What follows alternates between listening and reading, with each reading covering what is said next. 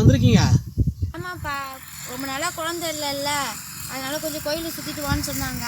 இத்தனாலும் குழந்தை என்ன பிறகுதான்னு பார்க்கலான்ட்டு கோயிலை சுற்றினுங்கிறேன்ப்பா. வந்து குழந்தை இல்லைன்ட்டு சாமி கும்பிட வந்தீங்களா?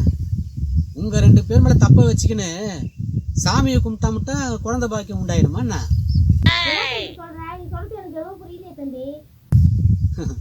நான் சொல்றது புரியலையா உங்களுக்கு? உங்கள் மேலேயும் உங்கள் புருஷன் மேலேயும் நிறைய தப்பு இருக்கா?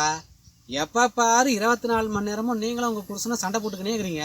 வீட்டுக்கு புருஷன் வந்தால் எதா சாப்பிட்டியா இல்லையான்னு அந்த மனுஷனை கேட்டால் தானே சந்தோஷப்படுவா போல. நீ பாட்டுன்னு நேரம் டிவி பார்த்துட்டு டிவி சீரியலில் என்ன நடக்குதுன்ட்டு அதுலேயே ஆர்வமாக இருந்தால் எப்படி? அந்த ஆள் சாப்பாடு இல்லைன்னு வெளியே வந்து கண்டவங்ககிட்டலாம் என்னென்னவோ பேசுகிறா போல.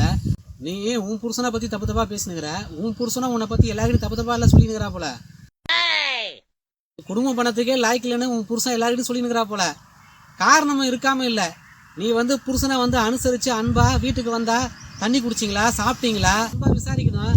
அதை விட்டு எல்லாரும் பக்கத்து வீட்டுக்காரங்கிட்ட ஊருக்காரை பேசினு உட்காந்துருந்தா அப்புறம் எப்படி? வீட்டுக்கு வர புருஷன் உன் மேலே எரிச்சல் தான் ஆவா போல.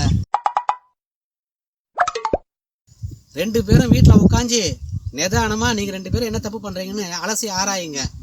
2 பேரும் மனம் விட்டு முதல்ல பேசுங்க. நீங்கள் பண்ணுற தப்புகளை என்னன்னு பார்த்துட்டு சந்தோஷமாக இருக்கிறத பாருங்கள். அந்த பாக்கியம் சீக்கிரமாக உண்டாயிடும். அதை விட்டுட்டு சாமி கும்பிட்டு டாக்டரை போய் பார்த்து என்ன பிரயோஜனம்?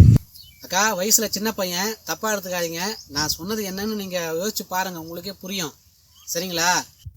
ஆமாப்பா, நீ சொல்றது கூட கரெக்டு தான்ப்பா. நாங்கள் 2 பேரும் எப்போ பார்த்தாலும் சண்டை போட்டுக்கினேன்.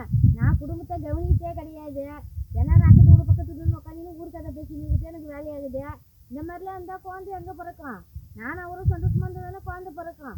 அப்போ எங்கள் 2 பேரும் மேலே எங்குது. இனிமேல் நீ சொல்கிற மாதிரியே நடந்துக்கிறேன். ரொம்ப தேங்க்ஸ் தம்பி.